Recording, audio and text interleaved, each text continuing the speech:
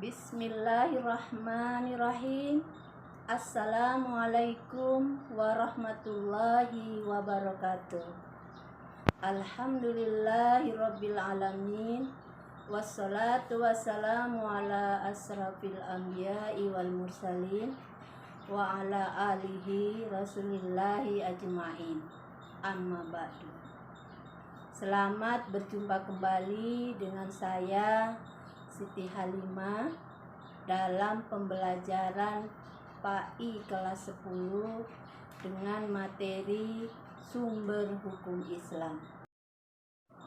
Sebelum memasuki materi pembelajaran, maka ada baiknya kita terlebih dahulu memahami tentang kompetensi dasar dan tujuan pembelajarannya. Adapun kompetensi dasar dari materi ini adalah yang pertama, meyakini Al-Quran, hadis, dan ijtihad sebagai sumber hukum Islam. Yang kedua, menunjukkan perilaku ikhlas dan taat beribadah sebagai implementasi pemahaman terhadap kedudukan Al-Quran, hadis, dan ijtihad sebagai sumber hukum Islam. Yang ketiga, menganalisis kedudukan Al-Quran, hadis, dan ijtihad sebagai sumber hukum Islam. Dan yang keempat, mendeskripsikan macam-macam sumber hukum Islam. Sedangkan tujuan pembelajaran dari materi ini, yang pertama, terbiasa membaca Al-Quran dengan meyakini bahwa Al-Quran, hadis, dan ijtihad sebagai sumber hukum Islam. Yang kedua, menunjukkan perilaku ikhlas dan taat beribadah sebagai implementasi pemahaman terhadap kedudukan Al-Quran, hadis, dan ijtihad sebagai sumber hukum Islam.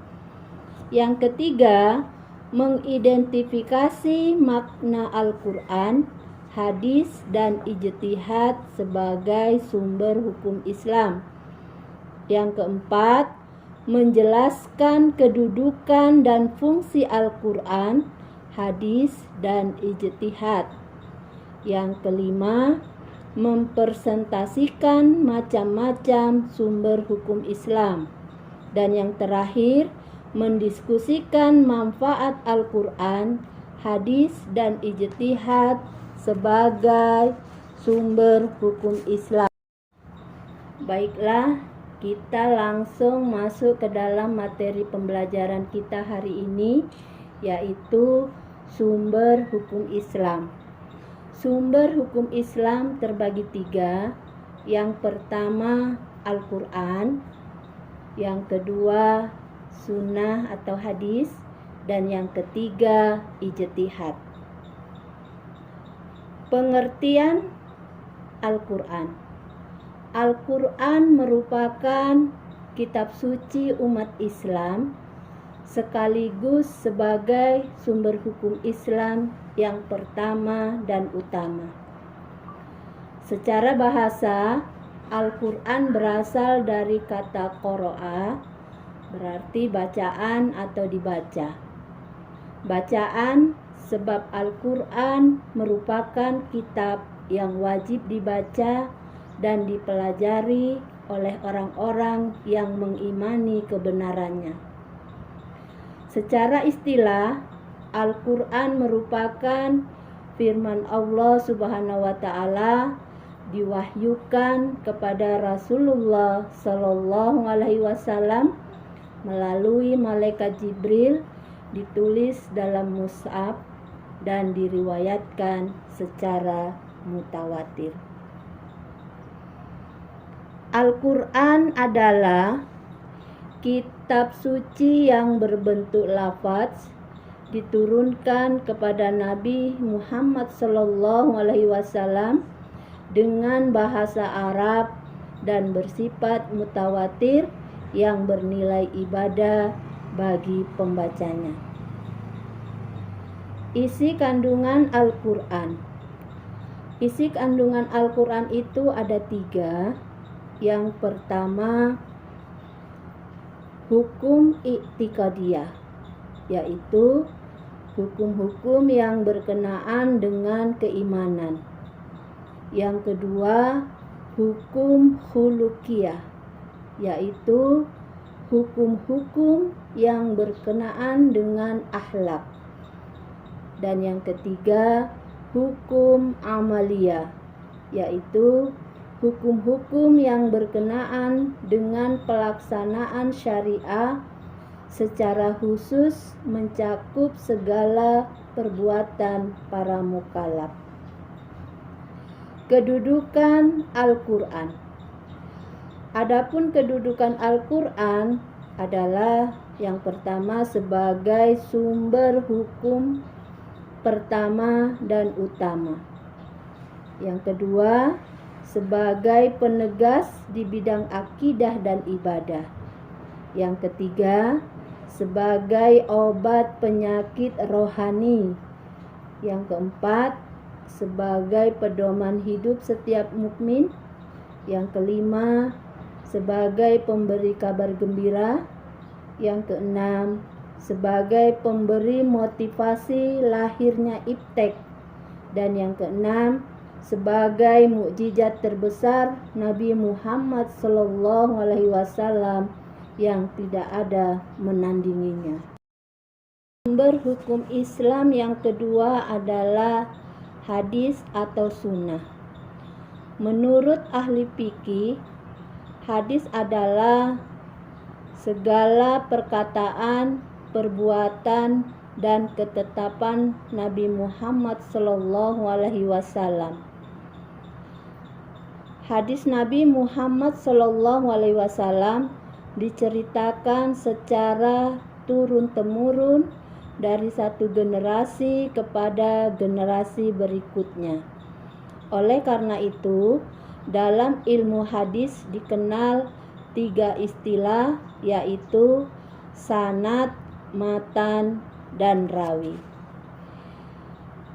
Sunnah yaitu segala yang dinukilkan dari Nabi Muhammad SAW mencakup perkataan, perbuatan, ketetapan, pengajaran, sifat, tingkah laku, perjalanan hidup baik terjadi sebelum masa kerasulan maupun sesudah kerasulan.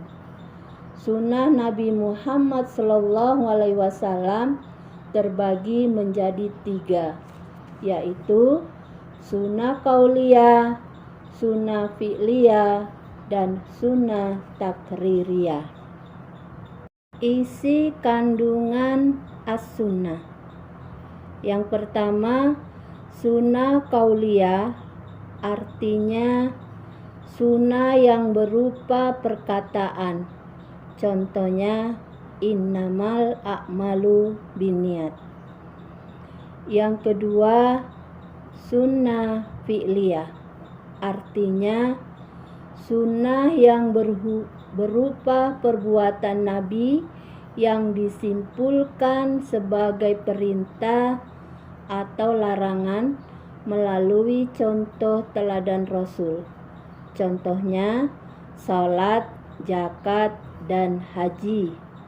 Yang ketiga, sunnah takririyah, yaitu sunnah yang berbentuk pengakuan dan ketetapan Rasulullah SAW. Contohnya, ada sahabat melakukan sesuatu dan Rasulullah SAW membiarkannya.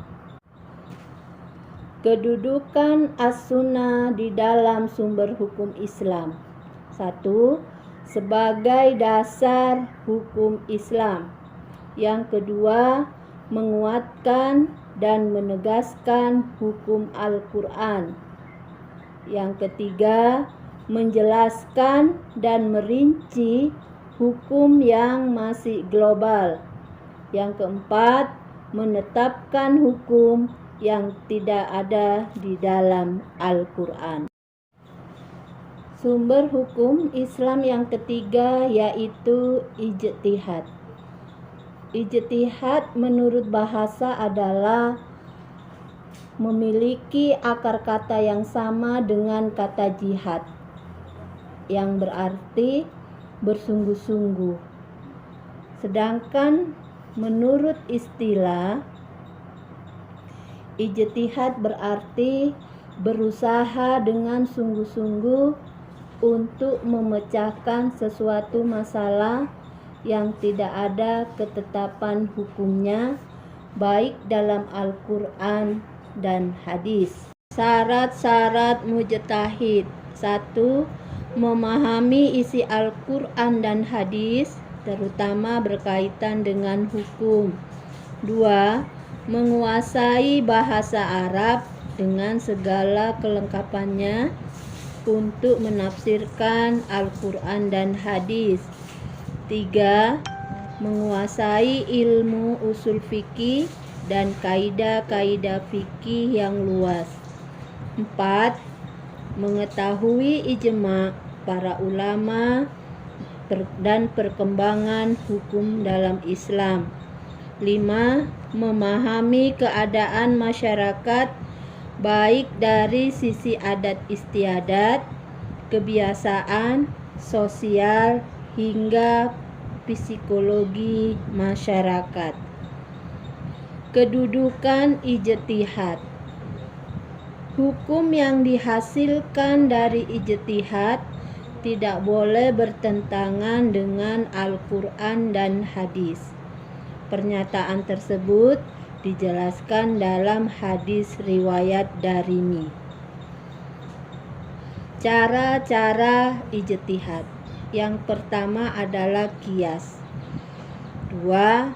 Istihsan atau istislah. 3. Istisab. 4. Maslahah mursalah. 5. Al-'urf. Dan yang keenam, suddu jara'i.